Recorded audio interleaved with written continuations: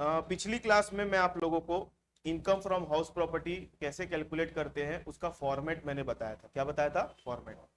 Format बताने का मतलब ये था कि कौन सी चीज कहां पर आती है। ये फॉर्मेट बताने का मतलब क्या था? कौन सी चीज कहां पर आती है। जैसे फॉर एग्जांपल, तो सबसे पहले क्या आता है? Municipal value. सबसे पहले हमको क्या लेना रहता है? Municipal value. म्युनिसिपल वैल्यू के बाद हम क्या लेते हैं? Fair rent. ये दोनों में जो ज्यादा होता है उसको नीचे उतारते हैं। तो ऐसे मैंने पूरे फॉर्मेट को आप लोगों को पिछले क्लास में एक्सप्लेन किया। आज की क्लास का टारगेट यह है कि मैं आप लोगों को हर चीज की मीनिंग बताऊंगा। हर चीज की क्या बताऊंगा? मीनिंग। सुनो, इनकम फ्रॉम हाउस प्रॉपर्टी का मतलब ये होता है कि जो पर्सन है ना, पर्सन, उसको मकान, अपना मकान को किराए पर देने से कितनी इनकम हो रही है उसकी हम क्या कर रहे हैं? कैलकुलेशन कर रहे हैं। जो पर्सन है ना, पर्सन, ये बंदा जो खड़ा है, इसके पास एक मकान है, ये एक मकान का मालिक है। उस आदमी ने अपने मकान को किसी को क्या किया हुआ है? रेंट पे दिया हुआ है। तो रेंट पे देने से इसको जो रेंट का पैसा मिल रहा है, तो उसको हम, उस रेंट की इनकम को क्या बोलते हैं? Income from house property. तो मैं अगर बोलूंगा किसी की रेंट की इनकम कैलकुलेट करके बताओ, रेंट की इनकम कैलकुलेट करके बताओ, अगर मैं बोलूंगा तो क्या करोगे? 10,000 रुपए किराए में दिया हुआ है, मल्टीप्लाई कर दो 12 से, तो सर इसकी इनकम 1,20,000 होगी। ऐसा नहीं है। अपने को बहुत सारी चीजें देखनी पड़ती है। ठीक है, किसी की भी इनकम फ्रॉम हाउस प्रॉपर्टी अगर आपको कैलकुलेट करनी है तो आपको बहुत सारे फैक्टर्स को ध्यान में रखना पड़ेगा। रेंट की इनकम निकालने, मतलब इनकम फ्रॉम हाउस प्रॉपर्टी का कुल मिला के मतलब है मकान को किराए में देने से जो रेंट की इनकम हो रही है उसकी अपन कैलकुलेशन कर रहे हैं। ठीक है, तो सबसे पहले अगर आपको किसी की मकान की इनकम निकालनी है, मतलब इनकम फ्रॉम हाउस प्रॉपर्टी निकालनी है, तो सबसे पहले आप क्या लेते हो? Municipal value. तो आज की क्लास का पहला टॉपिक है म्युनिसिपल वैल्यू। मैं जो बोलते जा रहा हूं उसको अब यहां पर लिख भी रहा हूं। देखो, सबसे पहला टॉपिक क्या है? Municipal value. नोट्स आप लोग लिखना मत, नोट्स। सबसे पहला पॉइंट क्या है?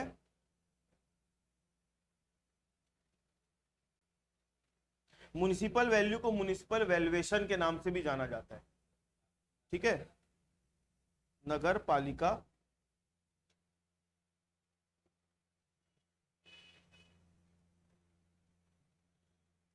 मूल्यांकन। सबसे पहला नाम क्या है? Municipal valuation. क्या होता है दीपेश? फॉर्मेट में सबसे पहला आइटम यही है ना। इसका मतलब क्या होता है? Municipal valuation. हमको income from house property calculate करनी है ना, तो हर मकान का हमको क्या चाहिए रहेगा? म्युनिसिपल वैल्यूएशन चाहिए रहेगा। तो क्या होता है ये?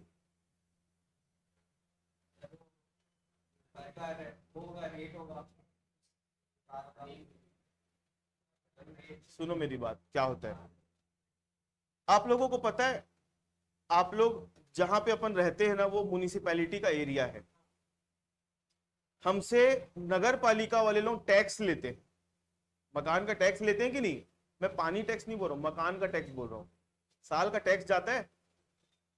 तो जो नगर पालिका होती है ना, किसी भी एरिया की, मान लो ये नगर पालिका है, इसके कवरेज क्षेत्र में जितने भी मकान होंगे, जितने भी मकान होंगे, इन सब मकान का नगर पालिका क्या करती है? टैक्स लेती है। तो नगर पालिका के एरिया में क्या सारे मकान एक ही जितने बड़े बड़े मकान हैं क्या? कोई झोपड़ी भी होगा, कोई एक मंजिला इमारत होगी, कोई बंगला होगा, कोई फ्लैट होगा, कोई 2 मंजिला इमारत होगी, कोई दुकान होगा। अलग अलग टाइप की बिल्डिंग्स होती है कि नहीं होती है? और सारे प्रॉपर्टी की जो वैल्यू होती है वो क्या एक ही होगी कि अलग अलग होगी? और नगर पालिका वाले क्या सबसे टैक्स एक ही बराबर लेते हैं कि अलग अलग लेंगे? नगर पालिका वाले टैक्स लेते हैं, वो डिपेंड करता है आपके मकान के एरिया के ऊपर और कितने मंजिला बना हुआ है, टाइप ऑफ मकान के ऊपर। नगर पालिका वाले लोग आपके मकान से जो टैक्स लेते हैं ना, वो किस बेसिस पर लेते हैं? आपका मकान कितने स्क्वायर में, कितने स्क्वायर फीट में कंस्ट्रक्शन हुआ है, पहला, कितने मंजिल का मकान है, किस टाइप का मकान है, बंगला है, फ्लैट है, कैसा है, क्या है, कॉमर्शियल मकान है कि रेसिडेंशियल है, ये सारी चीज देखने के बाद म्युनिसिपल म्युनिसिपल वाले जो होते हैं ना, नगर पालिका वाले लोग, उन लोग आपके मकान की एक वैल्यू सेट करते हैं। उसके बेस पर आपसे क्या लिया जाता है, उस टैक्स को क्या बोलते हैं, उसको क्या बोला जाता है, म्युनिसिपल टैक्स। मतलब नगर पालिका वाले लोग म्युनिसिपल टैक्स की वसूली करने के लिए हमारे मकान की एक वैल्यू निकालते हैं अपने रिकॉर्ड्स में, उस वैल्यू को बोला जाता है म्युनिसिपल वैल्यू। आप जाना हो नगर पालिका, आपका मकान मान लो पचपेड़ी नाका में है, आपका मकान का कुछ नंबर होगा, मकान मालिक का नाम होगा, आप वो सब डिटेल लेके जाना, वो पूरा निकाल के दिखाएगा, रजिस्टर में आपका मकान का डिटेल और सब चीज लिखा हुआ होगा। समझे मेरी बात को? उन लोगों के रजिस्टर में एक वैल्यू लिखे रहती है आपके मकान की, उस वैल्यू को ही क्या बोलते हैं, म्युनिसिपल वैल्यू। क्लियर है? तो म्युनिसिपल वैल्यू मतलब होता है नगर पालिका वाले लोग जो हमारे मकान की वैल्यू निकाल के रखते हैं अपने रिकॉर्ड्स में, उस वैल्यू को बोलते हैं म्युनिसिपल वैल्यू। तो मैं लिख रहा हूं, annual rental value, annual rental value of house as पर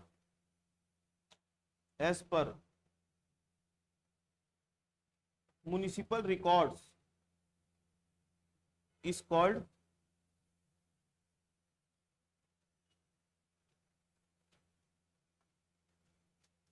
municipal value. Annual rental value of house, मकान का जो एनुअल रेंटल वैल्यू है,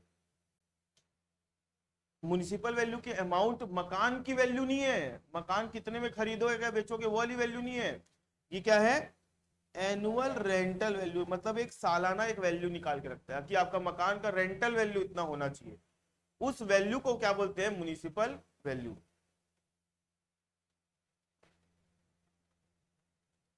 this value is determined for the purpose of municipal tax collection by municipal corporation। ये value क्यों निकाली जाती है, ये वैल्यू क्यों निकाली जाती है, ताकि म्युनिसिपल टैक्स की कलेक्शन किया जाए, कर सके, किसके द्वारा, म्युनिसिपल कॉरपोरेशन के द्वारा। ठीक है, ये है नगर पालिका मूल्यांकन, म्युनिसिपल वैल्यूएशन या municipal value.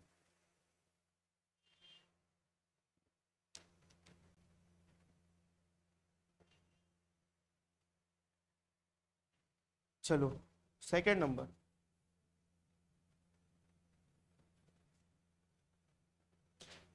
Fair rent.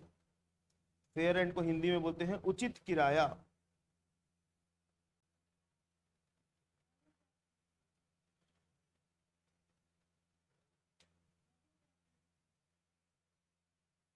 Fair rent को क्या बोलेंगे, उचित किराया।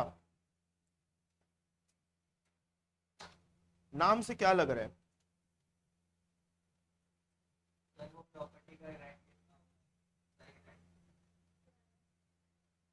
हाँ एकदम करेक्ट। म्युनिसिपल फेयर रेंट का मतलब मार्केट में जो रेंट का वैल्यू चल रही है वो। सुन के देखना मेरी बात, मान लो आपके पास एक मकान है, मान लो आपके पास एक मकान है, अब इस मकान को आपको क्या करना है, किराए पर देना है। तो आपकी मर्जी जो है कि कुछ भी दे दोगे किराए में। क्या करोगे, पहले मकान को किराए में देना है तो आप आसपास के एरिया का पता करोगे कि नहीं, किराया क्या रेट चल रहा है किराए का, उसके हिसाब से ही तो दोगे कि नहीं दोगे।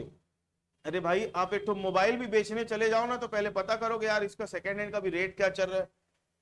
तो आप अपने मकान को किराए में जब दोगे, तो किराए में दोगे तो आसपास के एरिया का, अपने जितने बड़े मकान का पता नहीं करोगे कितने में चल रहा है किराया। तो फेयर रेंट का मतलब होता है market value of rent of same locality. Fair rent का मतलब क्या होता है, market value of rent of same locality.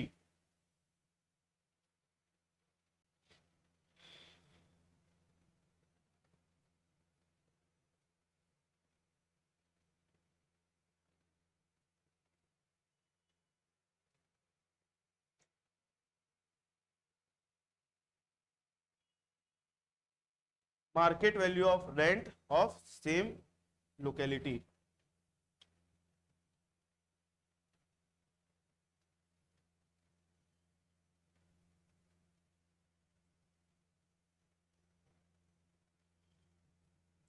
तीसरे नंबर पर स्टैंडर्ड रेंट, इसको बोला जाएगा मानक किराया।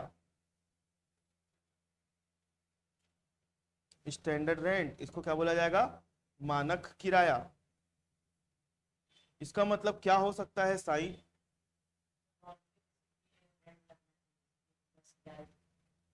वो तो फेयर रेंट हो गया, तो लगना चाहिए। हाँ तो हाँ, स्टैंडर्ड रेंट का मतलब कुछ और है जो आप लोग सोच भी नहीं सकते। नहीं, स्टैंडर्ड रेंट का मतलब कुछ और है जो आप लोग सोच भी नहीं सकते। मैं बताऊं? इसके लिए एक तो कहानी सुनना पड़ेगा आप लोगों को। सुनो, मैं है ना आज से 7-8 साल पहले एज अ स्टूडेंट रायपुर पढ़ाई करने के लिए आया था। ठीक है, तो मेरे को भी जैसे आप लोग आते हो बाहर से तो हॉस्टल हॉस्टल खोजते हो कि नहीं, तो मैं भी एक जगह आया, यहाँ पे कोचिंग थी एक सीए की।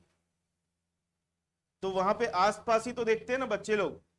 तो एक अंकल से बात किया, अंकल मेरे को रूम चाहिए रेंट में। तो अंकल बोले ठीक है, पर बेड आपको कितने रुपए में देंगे? 2,000 रुपये देंगे, मतलब एक रूम देंगे, एक रूम में 2 लोगों को रखेंगे, तो आप लोगों के रूम का किराया 4,000 होगा और पर बेड 2,000 रुपये लगेगा। मैं बोला ठीक है। तो अंकल ठीक है, मैं ना आज देखने आया हूँ, कल मैं आ जाऊंगा सामान वामान लेके, तो आप एक काम करना, किसी को मत देना।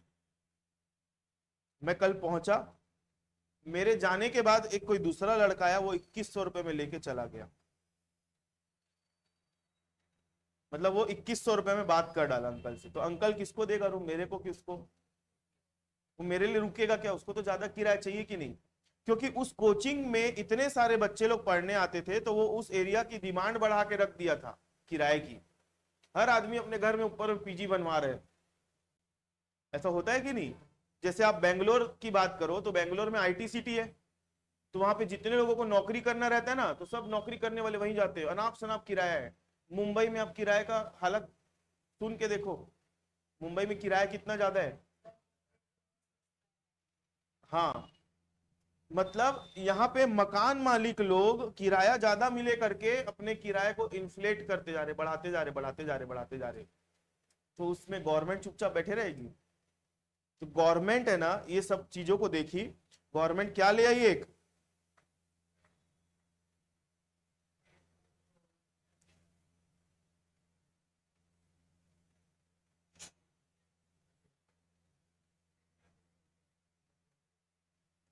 गवर्नमेंट क्या ले आई? रेंट कंट्रोल एक्ट, एक कानून बना दी। क्या बना दी? एक कानून।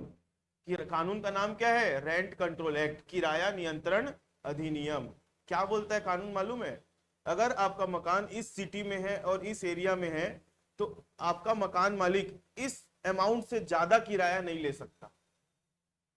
मतलब एक मैक्सिमम लिमिट सेट कर दी किराए की, ताकि मकान मालिक लोग किराएदार का शोषण ना कर सकते, एक्सप्लॉइटेशन ना कर सके। आई मेरी बात समझ में? तो रेंट कंट्रोल एक्ट क्या बोलता है? Maximum amount of rent receivable from tenant by their landlords. तो रेंट कंट्रोल एक्ट हमको कौन बताता है? गवर्नमेंट बताती है कि इस मकान का, इतने बड़े मकान का, इस एरिया में, इस सिटी में इतना मैक्सिमम रेंट होना चाहिए। उसको क्या बोलेंगे? स्टैंडर्ड रेंट बोलेंगे। क्या बोलेंगे? Standard rent. उस किराया को स्टैंडर्ड रेंट बोलेंगे। स्टैंडर्ड रेंट बताता कौन है? जैसे म्युनिसिपल वैल्यू कौन बताता है? नगर पालिका वाले। फेयर रेंट कौन बताता है? Market value. वैसे स्टैंडर्ड रेंट कौन बताता है? रेंट कंट्रोल एक्ट बताता है। ठीक है, रेंट कंट्रोल एक्ट बताता है।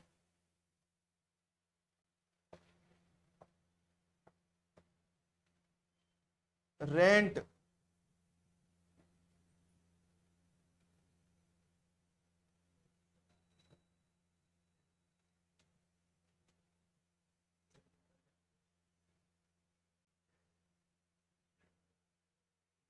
डिटरमाइंड बाय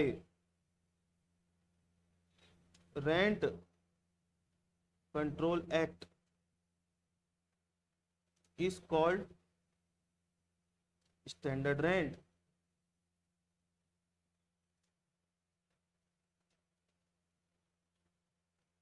जो रेंट कौन बता रहा है? रेंट कंट्रोल एक्ट बता रहा है। उस रेंट को हम क्या बोलेंगे?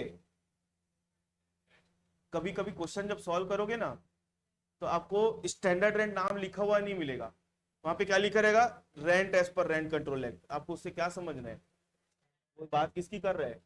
कभी कभी क्वेश्चन बनाओगे ना, रेंट एज पर म्युनिसिपल रिकॉर्ड्स, तो कौन से municipal value? Market value of rent, या रेंट एज पर सेम लोकेलिटी, तो काहे की बात कर रहे हैं? Fair rent. ऐसा आप लोगों को घुमाएगा क्वेश्चन। फॉर्मेट वही है, लेकिन इनको जो इनका नाम है उस नाम से नहीं बताएगा। जाओ अंदर जाओ, एक लड़के को बुला के लाओ जो चश्मा पहना है, उसकी आस्तीन हाफ स्लीव्स वाली पहना है, ब्लू कलर की उसकी स्लीव्स है और येलो कलर की टी शर्ट पहने, तो घुमा फिरा के बोलेगा। मतलब अंदर आओगे तो मैं बात किसकी अल्टीमेटली कर रहा हूँ? साई की बात कर रहा हूँ। तो क्वेश्चन में भी ऐसा घुमाता है, वो डायरेक्ट नहीं बोलूंगा जाओ साई को बुला के लाओ, वो ऐसे एक्सप्लेन करेगा आपको। ठीक है, तो वही यहां पर भी बुक में क्वेश्चन करने की कोशिश करता है। तो हमने अभी तक जो फॉर्मेट है, फॉर्मेट में सबसे पहले नाम क्या था? Municipal valuation. म्युनिसिपल वैल्यू बोलूंगा या म्युनिसिपल वैल्यूएशन बोलूंगा, दोनों का मतलब एक ही है। ये कौन बताता है? नगर पालिका वाले लोग। फेयर रेंट कौन बताता है? उस एरिया का, उस लोकेलिटी का जो मार्केट वैल्यू चल रहा है रेंट का। तीसरा नंबर क्या है पीयूष? Standard rate. ये कौन बताता है हमको? रेंट कंट्रोल एक्ट बताता है। ठीक है, अब इसके बाद अगला नाम क्या आता है? बहुत खतरनाक चीज है।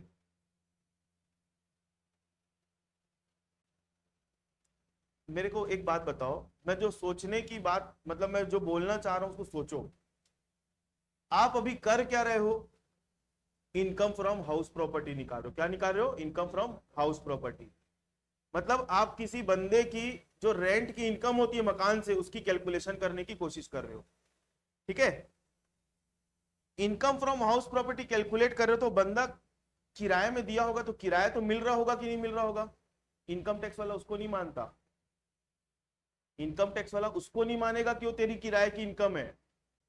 अब पहले इनकम टैक्स वाला बोलेगा बताओ म्युनिसिपल वैल्यू का क्या चल रहा है रेंट। इनकम टैक्स वाला क्या बोलता है? म्युनिसिपल रिकॉर्ड के हिसाब से हमारा रेंट क्या चल रहा है मकान का, वो बताओ। इनकम टैक्स वाला बोलेगा मार्केट वैल्यू क्या है रेंट की, वो बताओ।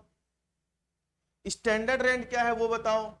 मतलब अभी तक हमको किराया मिला नहीं है, अभी हम हवा में बात कर रहे हैं। आ रही बात समझ में? तो हम इन तीनों में कंपैरिजन करेंगे। तो कंपैरिजन करने के बाद एक रेंट आती है, उसको क्या बोलते हैं?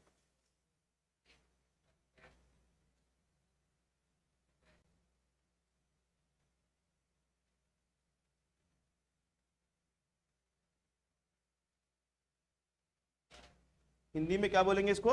संभावित किराया। इसका मतलब होता है इनकम टैक्स वाला आपसे एक्सपेक्ट कर रहा है कि आप इतना किराया कमाओ। आपने एक्चुअली अभी पैसा कमाया नहीं है, किराया आपको मिला नहीं है। एक्सपेक्टेड रेंट का मतलब एक्सपेक्ट, एक्सपेक्ट मतलब क्या होता है? एक्सपेक्ट, मैं एक्सपेक्ट करता हूं कि मुकुंद का इस बार 80% आ जाए, तो मैं क्या कर रहा हूं? एक्सपेक्टेशन कर रहा हूं। अभी तक आपका एग्जाम नहीं हुआ है, अभी तक आपने एग्जाम दिया नहीं है, ना रिजल्ट आया है, तो मैं सिर्फ अभी बैठे बैठे क्या कर रहा हूं?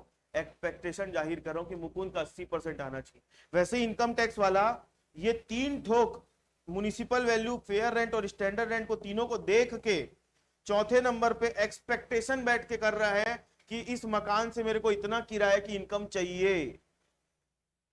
समझे मेरी बात को? एक्सपेक्टेड रेंट मतलब इतनी आपसे वो आशा रख रहा है कि इस मकान से इतना किराया आना चाहिए। Expected rent means the amount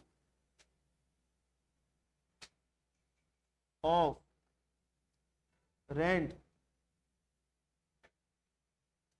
expected by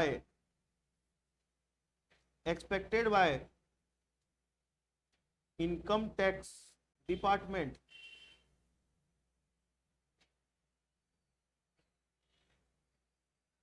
amount of rent expected by income tax department for the purpose of levy of tax। मतलब इससे समझ रहे हो मेरी बात को, अगर आपका मकान खाली भी पड़ा रहेगा ना तो भी इनकम टैक्स वाला आपकी इनकम बना देगा। मत दो, खाली पड़े रहने दो आपके मकान को, तो भी इनकम टैक्स वाला उसके ऊपर क्या कर देगा, टैक्स। आपकी गलती, आप क्यों किराए में नहीं दी, ठीक है। एक्सपेक्टेड रेंट का मतलब क्या होगा, purpose of levy of tax. Levy, LEVY। Levy का मतलब होता है चार्ज करना। हाँ? अगर आपका मकान खाली भी पड़ा रहेगा तो भी इनकम टैक्स वाला एक्सपेक्टेड रेंट के बेस पे आपसे टैक्स वसूल लेगा। हाँ, नहीं है गलत बात। हाँ, तो जब तक मकान का, उसके पहले भी कुछ कुछ कागजी कार्रवाई होती है। जब तक अंडर डेवलपमेंट होता है मकान, तो सोसाइटी वाले भी बदमाश रहते हैं, मकान को अंडर डेवलपमेंट दिखाते हैं, मकान को कंस्ट्रक्टेड नहीं दिखाते। कंस्ट्रक्टेड दिखाएंगे तो बात अलग हो जाती है। अंडर डेवलप, उसका कुछ कुछ काम को पेंडिंग रख देते जानबूझ करके। जब आप जाओगे उस खरीदोगे ना, तो आपसे 1 महीने का टाइम लेंगे, फिर उसको कंप्लीट करा के देंगे। छोटा मोटा कुछ कुछ काम पेंडिंग रख देंगे जानबूझ करके, क्योंकि कंस्ट्रक्टेड दिखा दोगे तो उसमें कहानी अलग चालू हो जाती है, ठीक है। अंडर डेवलपमेंट दिखाना पड़ता है। एक्सपेक्टेड रेंट 5वें नंबर पर क्या है,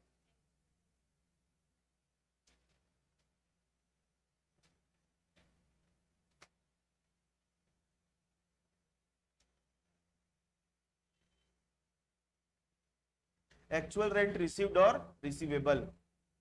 अब यहां पर 5वें नंबर में बात किसकी चालू हो रही है, एक्चुअली आपने किराए में दिया ना मकान, तो आपको आपके किराएदार से कितना मिल रहा होगा किराया।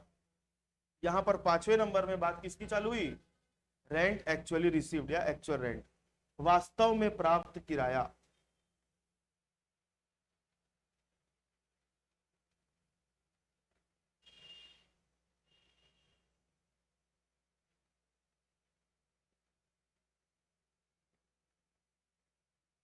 वास्तव में प्राप्त या फिर प्राप्य किराया, इसको बोलेंगे actual rent.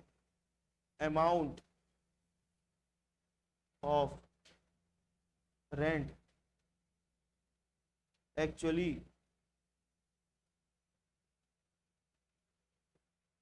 received by the owner of the house is called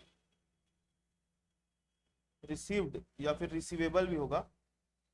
received के बाद एक वर्ड और डाल देना, रिसीवेबल।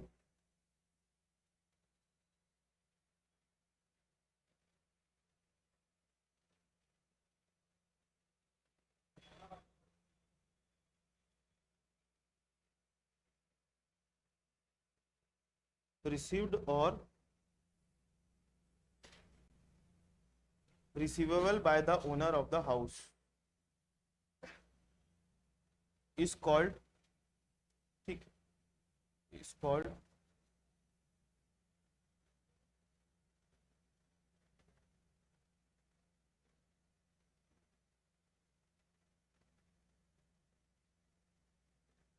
रिसीवेबल। ये पॉइंट नंबर 5 समझ में आया क्या है, पॉइंट नंबर 5 क्या है, पॉइंट नंबर 5, पॉइंट नंबर 5 क्या है, एक्चुअली में जो किराए में देने से किराएदार से ओनर को मिल रहा है उसको क्या बोलेंगे, एक्चुअल रेंट रिसीव्ड, ठीक है। चलो, एक्चुअल रेंट रिसीव्ड से कंपैरिजन करने के बाद क्या आता है, आप लोग फॉर्मेट को भी देखते जाओ। हमने अभी तक कौन से नंबर तक पॉइंट कंप्लीट कर लिया, 1 2 3 4 5। सबका मतलब समझ में आया कि नहीं आया। म्युनिसिपल वैल्यू मतलब जो हमारे मकान की वैल्यू नगर पालिका वाले लोग लगा के रखते हैं उसको क्या बोलते हैं, म्युनिसिपल वैल्यू। फेयर रेंट किसको बोलते हैं, market value of rent. Standard rent किसको बोलते हैं, rent as per rent control act. Expected rent किसको बोलेंगे, ये तीनों से कंपेयर होने के बाद जो अमाउंट आती है उसको क्या बोलेंगे, एक्सपेक्टेड रेंट। मतलब इनकम टैक्स डिपार्टमेंट वाला चाहता है कि हमारा मकान इतना किराया कमा के दे।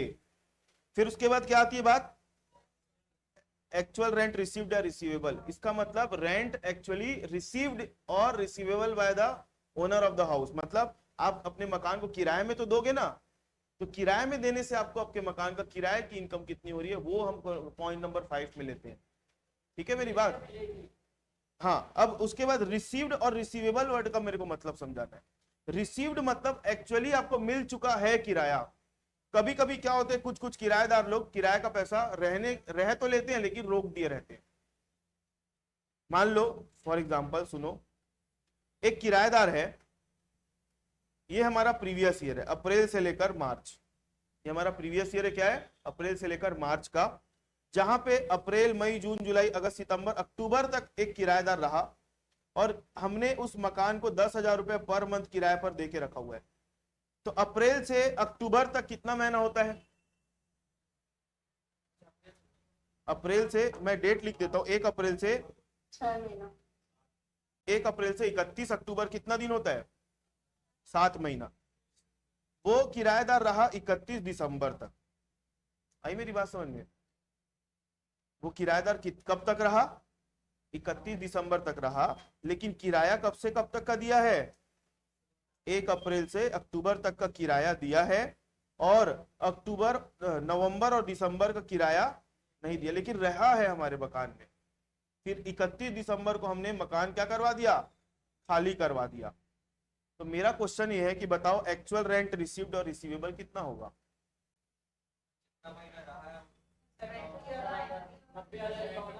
रिसीव्ड, रिसीव्ड रिसीव्ड मतलब कितना मिल चुका है, तो 10,000 इंटू 7, 70,000। और रिसीवेबल 10,000 इंटू 2, तो रिसीव, हाँ, तो भाई वो रहा ही नहीं है तो फिर जबरदस्ती किराया लोगे क्या उससे? अरे तो वही एक्चुअल वर्ड लगाने का मतलब क्या है कि ओनर कमाया कितना। अब जब किराएदार यहाँ खाली करके चला गया है तो उससे किराया लेने का, हाँ मान लो अगर कोई दूसरा किराएदार आ गया तब की बात अलग है, और खाली पड़ा रहा तो किराया थोड़ी लोगे आप। तो सर ये मैं वही तो बोलने की कोशिश कर रहा हूँ, पहले पूरी बात समझो। एक किराएदार है, फिर से सुनो बात को पूरी। एक किराएदार है, अप्रैल से लेकर दिसंबर तक रहा है। एक किराएदार कब से कब तक रहा?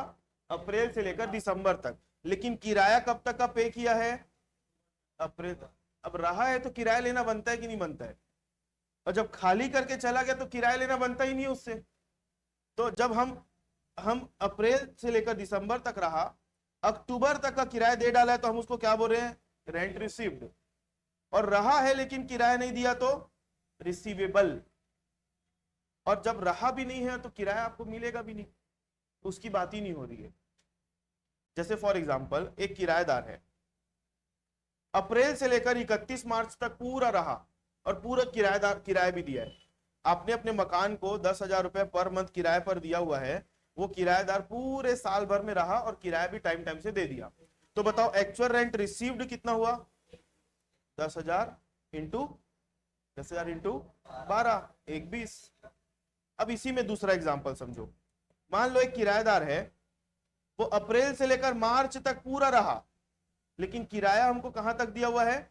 31 दिसंबर तक, 10,000 पर मंथ में।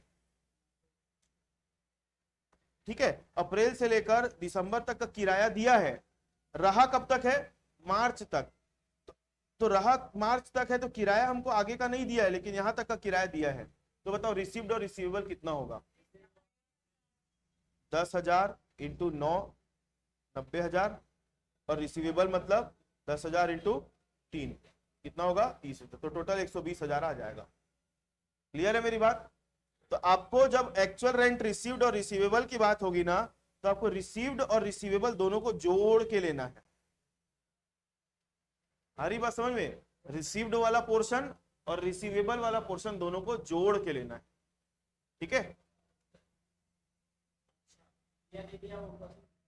हाँ हाँ, लेना दोनों को है। आपकी गलती, आप क्यों नहीं वसूल पाए? इनकम टैक्स वाले को उससे थोड़ी कोई मतलब है। यहां तक चीजें समझ में आई?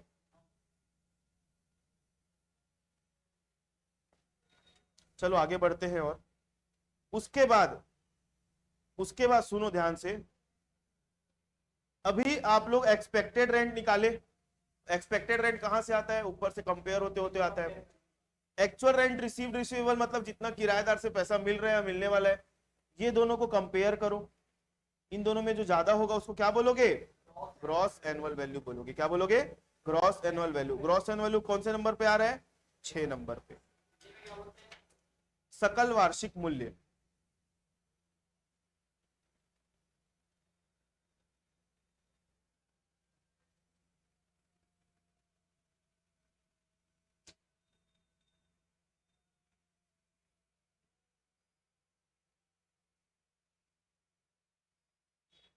सकल वार्षिक मूल्य, ग्रॉस एनुअल वैल्यू। क्या होती है gross annual value? Gross annual value कभी क्वेश्चन में दिया नहीं रहेगा, आप लोगों को क्या करना पड़ेगा?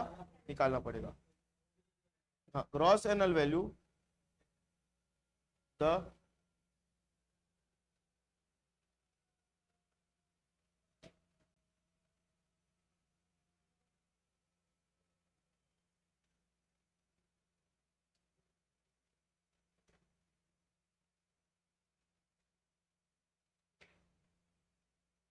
annual rental value of house comes after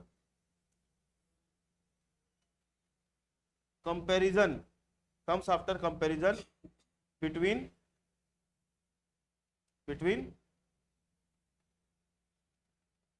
expected rent and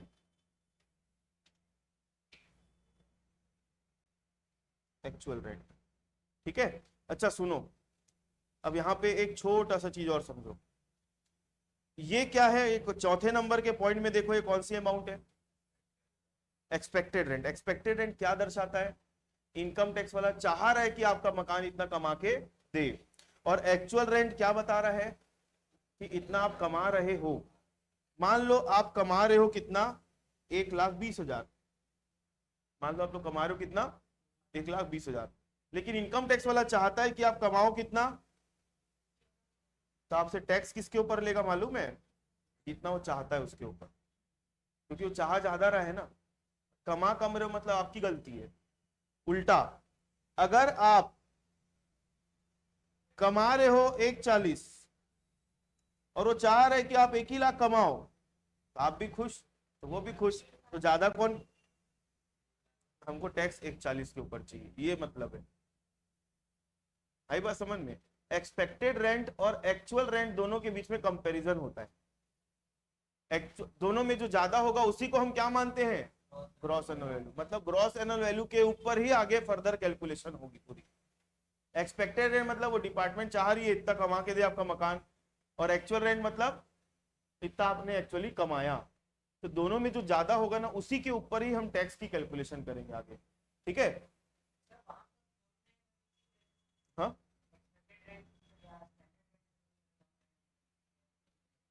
तो वो तो पूरा आप कंपेयर करते करते आए ना भाई ऊपर से, तब तो यहाँ पहुंचे हो।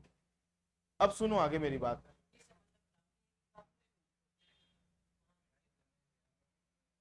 देखो, एक तरफ इनकम टैक्स चाहती है कि आप ज्यादा से ज्यादा किराया वो करो, और एक तरफ इनकम टैक्स डिपार्टमेंट जो सेंट्रल गवर्नमेंट चला रही है, जिसको सेंट्रल गवर्नमेंट ही इनकम टैक्स डिपार्टमेंट बनाई है, और सेंट्रल गवर्नमेंट ही रेंट कंट्रोल एक्ट बनाई है। एक तरफ सेंट्रल गवर्नमेंट बोलती है कि आप ज्यादा से ज्यादा मकान का किराया कमाओ, और एक तरफ रेंट कंट्रोल एक्ट लगा दी बोलती है आप ज्यादा से ज्यादा किराया नहीं कमा सकते। इसलिए यहाँ पे लोअर वाला रूल लगता है, मतलब आपका किराया उससे ज्यादा नहीं होना चाहिए, इसलिए लोअर वाला लगाते। वो नहीं रहता तो वहां पे भी हायर लगा देता डिपार्टमेंट, क्या दिक्कत है उसको? मतलब अपनी ही बात को वहीं पे कॉन्फ्लिक्ट हो रहा है ना उसका, इसलिए। चलो, अब दर्शना मान लो मकान किराए पर दे के रखी है, डिपार्टमेंट बोलता है ये ले लिए वो ले लिए, मतलब एक्सपेक्टेड रेंट ज्यादा ले लिए। अब दर्शना जो है उसका बोलना है भैया हम खर्चा भी तो कर रहे हैं मकान के पीछे, जाके लड़ ली, डिपार्टमेंट वालों से। तो ठीक है, एक काम करो, आप जो टैक्स वैक्स पटाए हो ना उसका आप क्या कर सकते हो?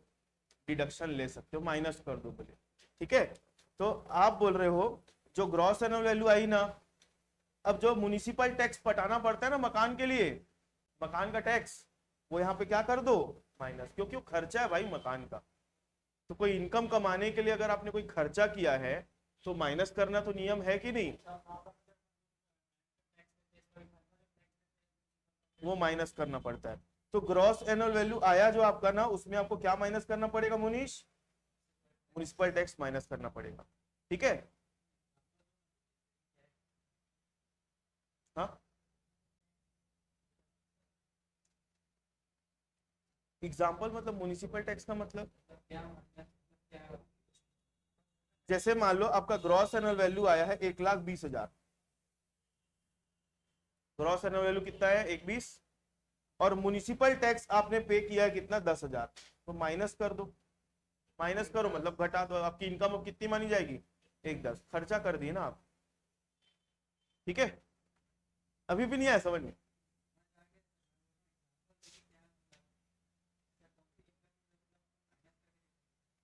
अरे तो किराए की तो बात चल रही है पूरी, मतलब आप जो ऊपर से कैलकुलेट करते करते आ रहे हो ना, क्वेश्चन में दिया रहेगा municipal tax paid by the owner, तो आपको सामने वाले की इनकम निकाल रहे हो ना, तो इनकम निकालने के लिए आप जितना टैक्स वैक्स का पेमेंट किए होगे ना उसको माइनस कर देना, ऐसा है इसका मतलब, टैक्स जो पे किए हो उसको माइनस कर देना। ठीक है, लेकिन आप जो पूछना चाह रहे हो मैं वो नहीं समझ पा रहा हूँ। हाँ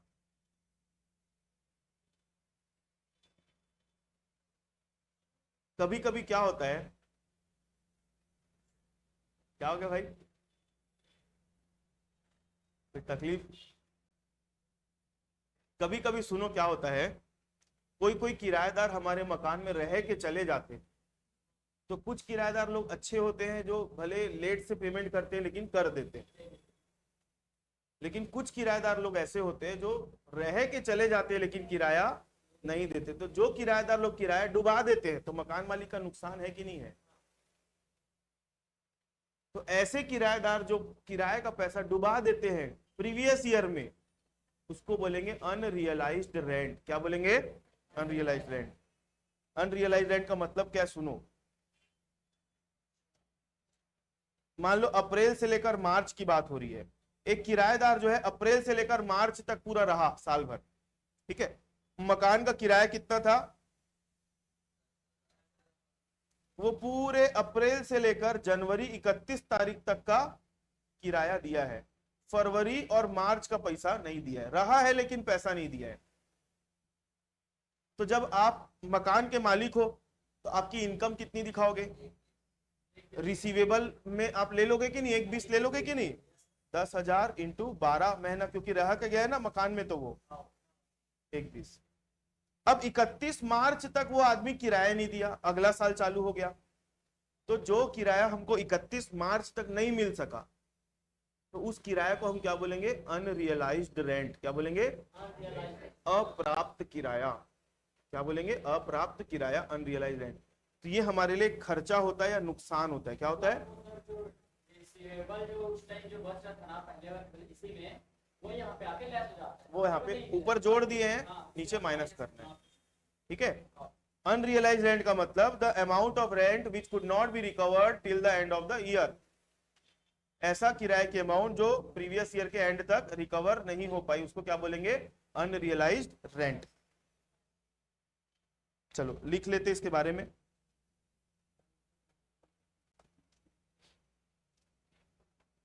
टेंशन थोड़ी हो रहा है आप लोगों को,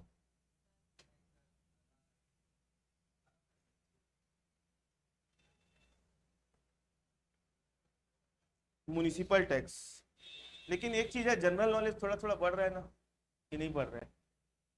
municipal tax, the amount of tax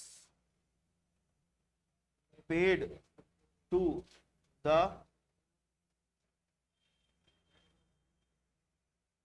municipal corporation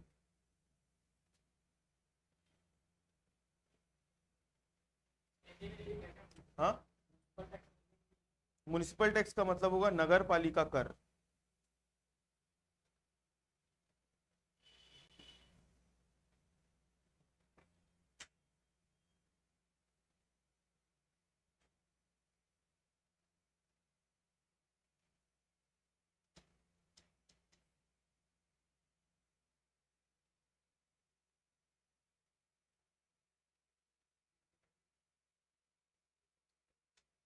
relating to house property.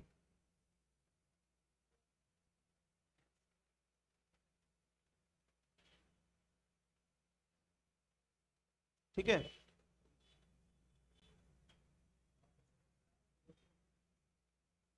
municipal tax is also known as local tax. आप लोगों को पता है बेसिक कॉन्सेप्ट की क्लास में मैं बताया था, म्युनिसिपल कॉर्पोरेशन को लोकल अथॉरिटी बोलते हैं। पर्सन की जब मीनिंग बता रहा था, याद है? तो लोकल अथॉरिटी बोलते हैं, तो लोकल अथॉरिटी को जब टैक्स पे करते हैं तो उसको लोकल टैक्स बोलेंगे।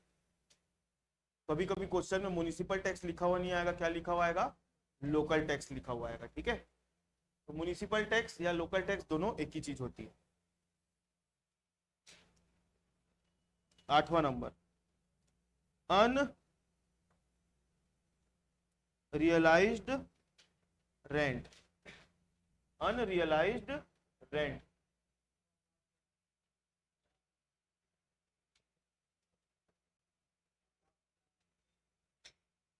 the amount of rent,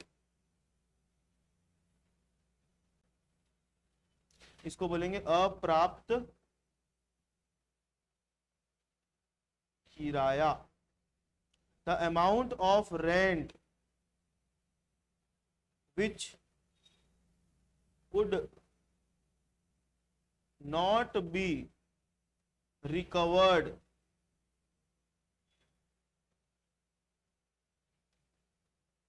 from the tenant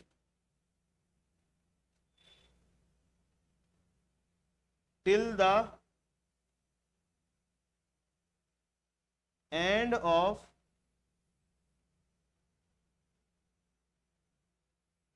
previous year, till the end of previous year is called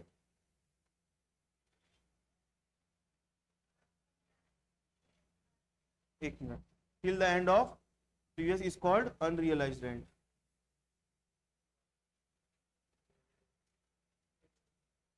unrealise rent. ठीक है, 2 मिनट मैं आ रहा हूँ, फिर अभी और खत्म नहीं हुआ है बिल्कुल।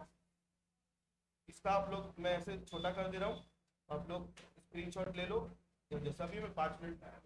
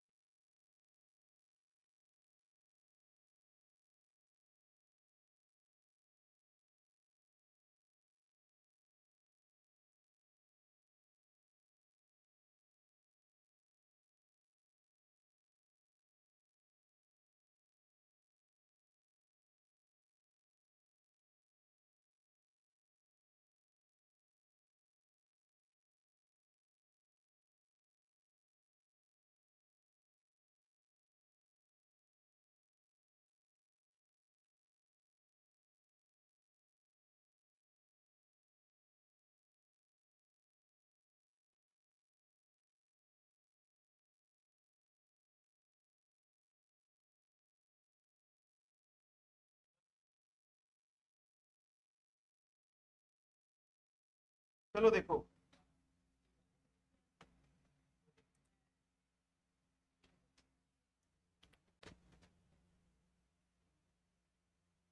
तो हम अभी, आप लोग ऐसे घूम तो नहीं गए ना चीजों में? मैं एकदम फॉर्मेट से चिपका हुआ हूं, फॉर्मेट से इधर उधर मैं डगमगा नहीं रहा हूं। और अगर आपको फॉर्मेट को अच्छे से समझना है तो आपको कल की क्लास को भी देखकर आज की क्लास को वापस से देखना है, तब आप उस सब चीजों को कोरिलेट कर पाओगे। ठीक है? तो हमने जो फॉर्मेट लिखा पॉइंट नंबर 1 से लेकर कहां तक, 12 तक, जिसमें हम अभी कहां तक पहुंच चुके हैं, पॉइंट नंबर 8 तक आ गए हैं। पॉइंट नंबर 8 तक हम आ गए हैं। ठीक है? कौन है भाई सो रहे?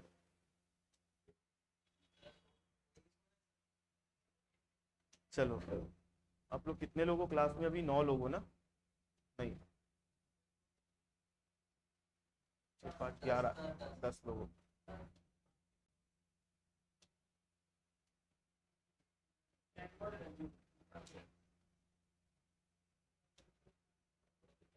तो हमने देखा पॉइंट नंबर 1 में म्युनिसिपल वैल्यू। म्युनिसिपल वैल्यू मतलब, म्युनिसिपल वैल्यू मतलब मकान की वैल्यू जो कौन डिटरमाइन करता है, कौन बताता है? Municipal municipal corporation. Fair rent कौन बताता है? मार्केट। स्टैंडर्ड रेंट कौन बताता है? Rent control act. ठीक है? एक्सपेक्टेड रेंट कौन बताता है? इनकम टैक्स डिपार्टमेंट जो हमसे एक्सपेक्टेशन लगा के रखी है। ठीक है? एक्चुअल रेंट रिसीव्ड या रिसीवल जो वास्तव में हमको मिलता है उसको बोलते हैं। ग्रॉस एनुअल वैल्यू मतलब कंपैरिजन करके एक्सपेक्टेड रेंट और एक्चुअल रेंट में कंपेयर करते, जो ज्यादा होता है उसको लेते हैं। म्युनिसिपल टैक्स किसको लेते हैं? मकान का जो टैक्स पड़ता है म्युनिसिपल कॉर्पोरेशन को, उसको बोलते हैं। म्युनिसिपल टैक्स को एक नाम से और जाना जाता है, उसको क्या बोलते हैं? Local tax. Unrealise rent, unrealise rent मतलब जो साल के आखिरी तक जो किराए का पैसा रिकवर नहीं हो पाया, उसको क्या बोलेंगे? Unrealise rent. चलो 9 नंबर पर आए, लास्ट है फिर आज का ना। 9 नंबर,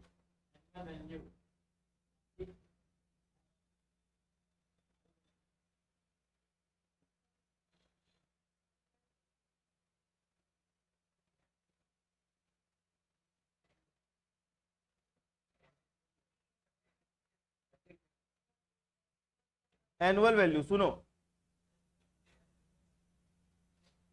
एनुअल वैल्यू क्या है?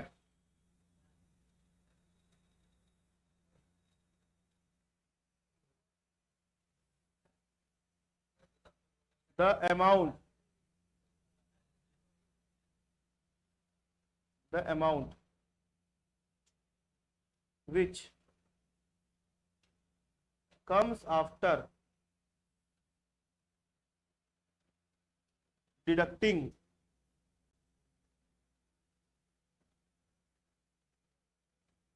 municipal tax and unrealized rent from gross annual value is called annual value. मतलब जो अमाउंट हमको ग्रॉस एनुअल वैल्यू में से म्युनिसिपल टैक्स और अनरियलाइज्ड रेंट को घटाने के बाद प्राप्त होती है या मिलती है, उसको हम क्या बोलते हैं? Annual value. उसके बाद पॉइंट नंबर 10, अगर आप लोग मेरे को समय दो तो पॉइंट नंबर 10 के लिए अभी 10 मिनट लगेगा, 10 मिनट नहीं लगेगा। लेकिन सुनो ना, फिर हम कल कल की क्लास में क्या करने वाले मालूम है? हम पूरा डिवोशन इंटरेस्ट ऑन लोन को देंगे ना भाई। तो छोटे से टॉपिक के कारण क्लास खराब हो जाती है, तो मैं आज 10 नंबर तक खत्म कर देता हूं, उसके बाद सीधा हम 11 नंबर में इंटरेस्ट ऑन लोन करेंगे। ठीक है? हाँ तो सुनो, चलो पॉइंट नंबर 10, पॉइंट नंबर 10,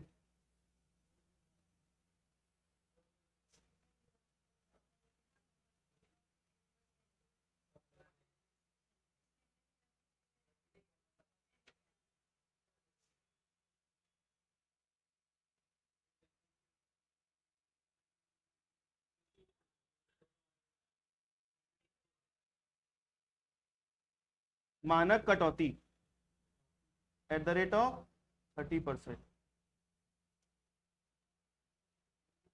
सुनो क्या होता है। दर्शना अपना मकान किराए पर दी हुई थी, तो किराए की इनकम कैलकुलेट किए। किराए की इनकम कैसे कैलकुलेट करते हैं? एक्सपेक्टेड रेंट और एक्चुअल रेंट रिसीव दोनों में कंपेयर करते, दोनों में जो ज्यादा होता है उसको लेते हैं। तो क्या आ जाता है? Gross annual value. तो दर्शना जाके लड़ाई करने लग गई, किससे? इनकम टैक्स वाले से, कि भैया हम खर्चा भी तो कर रहे हैं, आप इनकम ही इनकम जोड़ते जाओगे क्या? तो डिपार्टमेंट वाले बोले ठीक है, आप एक काम करो, म्युनिसिपल टैक्स को क्या कर दो? माइनस कर दो।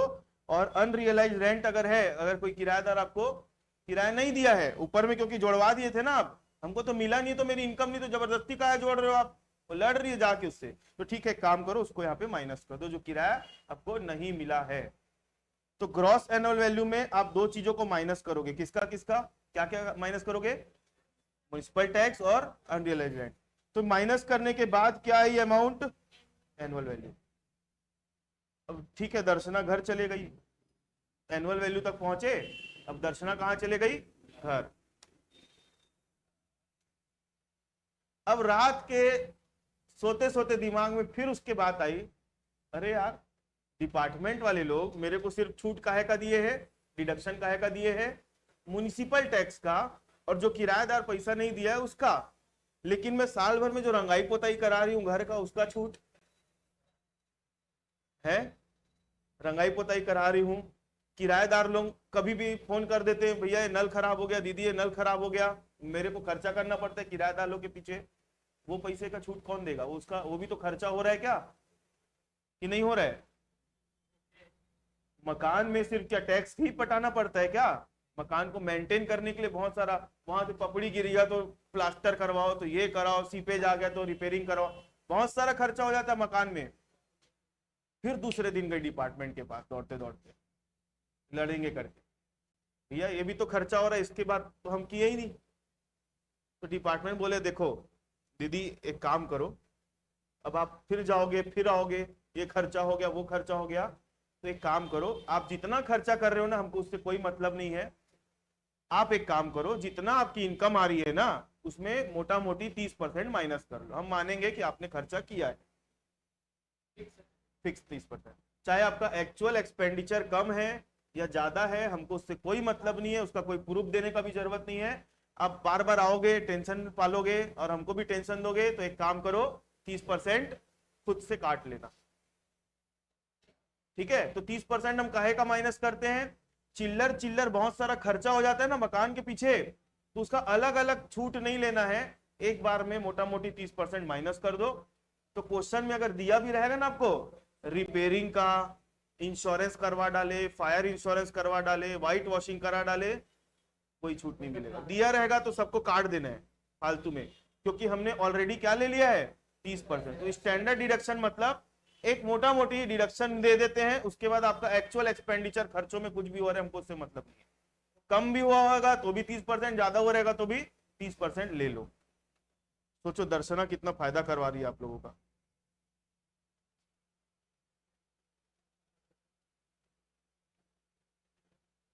स्टैंडर्ड डिडक्शन मतलब, अच्छा एक चीज और, स्टैंडर्ड डिडक्शन के बारे में कभी क्वेश्चन में लिखा हुआ नहीं रहेगा, ये कंपलसरी डिडक्शन है, लेना ही है, नहीं भी बोलेगा तो भी लेना है, और बोलेगा तो कभी नहीं, मतलब लेना ही है। Standard deduction, standard deduction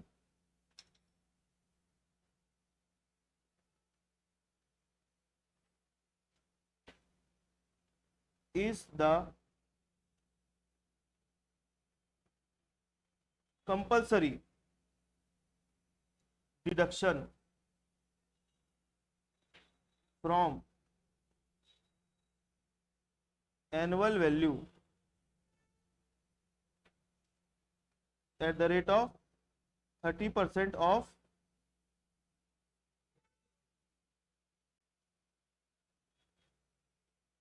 with regard to, या with respect to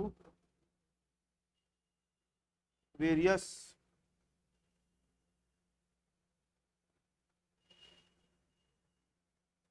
various expenditure relating to house property.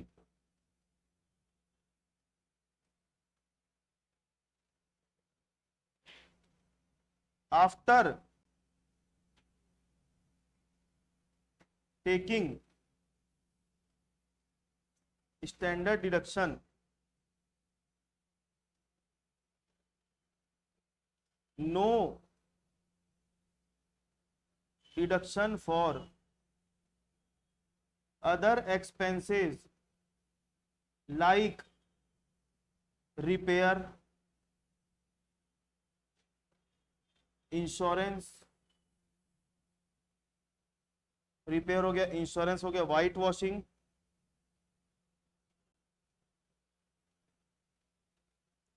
Is not allowed, is not allowed.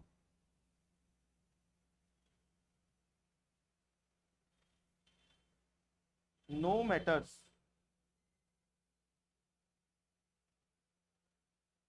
actual expenditure, no matters amount of actual expenditure is more or less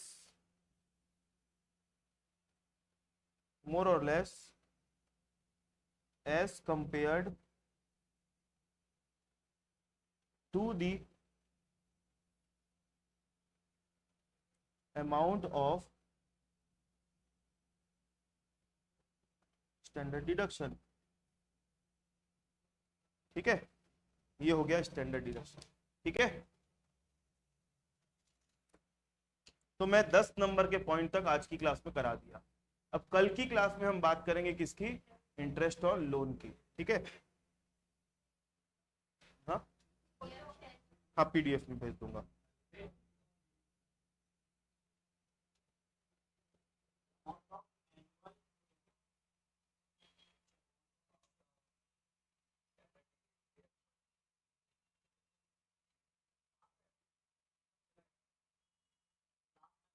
वाह, share का page set हो गया क्या? क्या बोल रहे हो? आज भेज दूंगा रात में. शेयर का आज, PDF हाँ आज हो गया है, मैं आज घर जाके रात में भेज दूंगा आपको.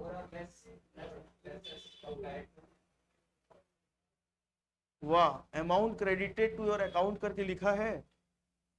1 2 3 4 5 6 7 8 9 10 11 12 तो जीरो है और आगे 55 लिखा है. कितना करोड़ होता है? मेला है.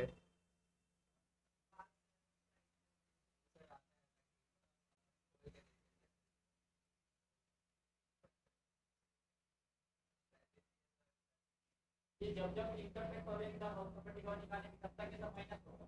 हाँ, एक बार बोलिए तो इतना आप लोग जब क्वेश्चन सॉल्व करोगे ना, तो क्वेश्चन जब सॉल्व करते रहोगे ना, तो आपको 30% एनुअल वैल्यू में से माइनस कर देना. क्वेश्चन में बहुत सारे अलग अलग खर्चे दिए रहेंगे, रिपेयर में इतना खर्चा किया, इसमें किया, उसमें, वो लेना ही नहीं है, लेना ही चाहिए, छोड़ देना. प्रैक्टिकली जैसे प्रैक्टिकली भी ऐसा होता है. एक बार जैसे अपन घर बना लिए जितना खर्चा आया और किराएदार के उतना जो खर्चा किए, लेकिन अपन 30% हर बार लेंगे. हर बार लोगे. बोलिए तो हाँ, मतलब 1 लाख रुपए किराया कमा रहे हो तो इनकम टैक्स वाला आपके 30,000 माइनस कर देगा, 70,000 इनकम मानेगा. ठीक है, चलो मैं आज की क्लास को खत्म कर रहा हूँ. इसके आगे का अपन देखेंगे नेक्स्ट एपिसोड में.